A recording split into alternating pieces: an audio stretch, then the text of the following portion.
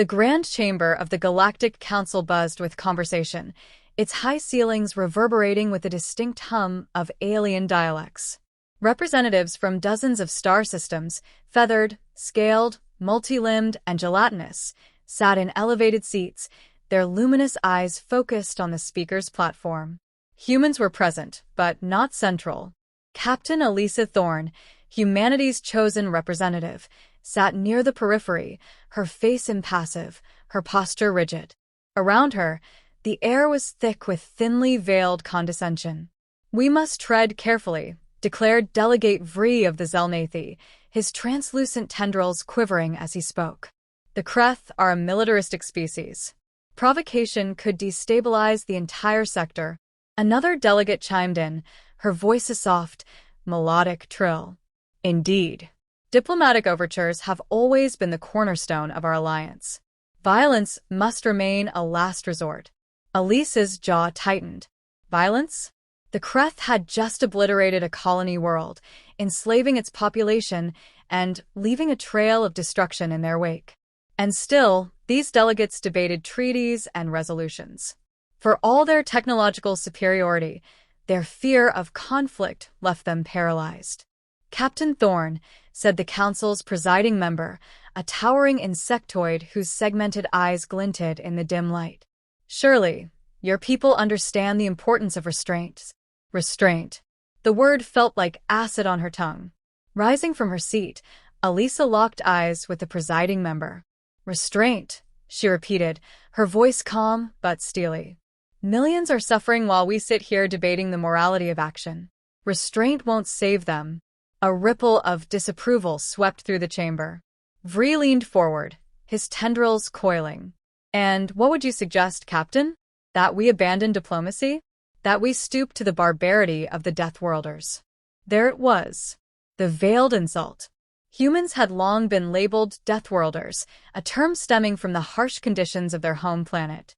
They were survivors, adaptable and relentless, but in the eyes of the galactic elite, they were also crude, volatile, and uncivilized. Elisa allowed the insult to hang in the air for a moment before responding. "I suggest we act. The Kreth only respect strength. Every second we waste here, more lives are lost." The presiding member waved a claw dismissively. "Your passion is noted, Captain.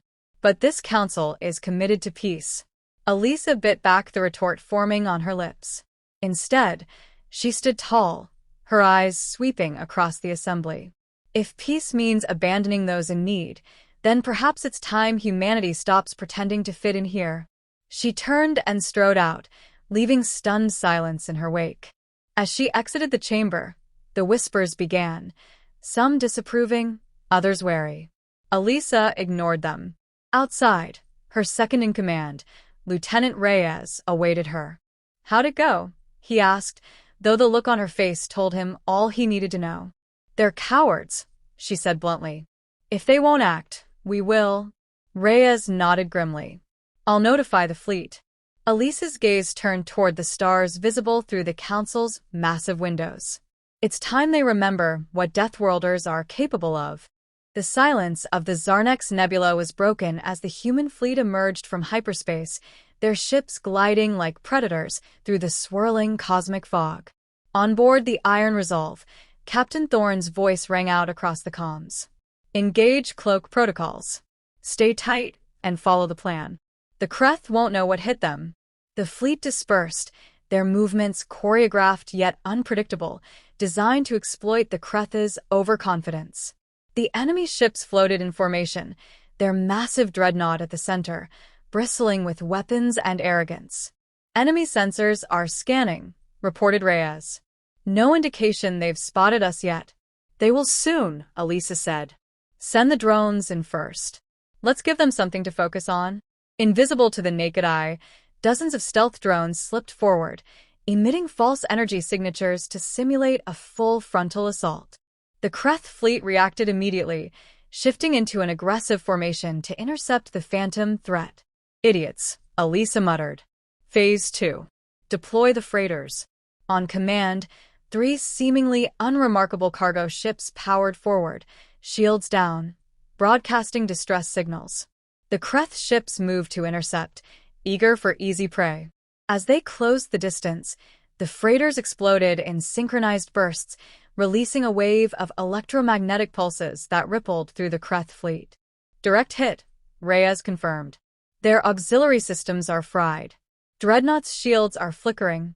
Elisa's hand tightened into a fist. All ships, engage. Target their command vessels first. The human fleet surged forward, weapons blazing. Precision strikes disabled key Kreth vessels, cutting off their ability to coordinate. Where the Kreth relied on brute force and rigid hierarchy, the humans thrived on adaptability and chaos. One by one, the Kreth ships began to falter. A corvette attempted to flank the Iron Resolve, but a human gunship rammed it at full speed, detonating its reactor in a fiery cascade. Elsewhere, a squadron of human fighters harassed a Kreth cruiser, weaving through its defenses before delivering a crippling salvo to its engines. "Captain, the dreadnought is powering up its main cannon," Reyes warned. Elisa's eyes narrowed. "It's a bluff. They're desperate. Focus all fire on their bridge. Take it out before they can recover." The Iron Resolve's main batteries unleashed a relentless barrage, punching through the dreadnought's weakened shields. The Kreth commander, visible on a flickering transmission feed, snarled in defiance. "You think your savagery will save you," he spat. "You're nothing but vermin." Elisa leaned closer to the comm. "We're Deathworlders," she said coldly.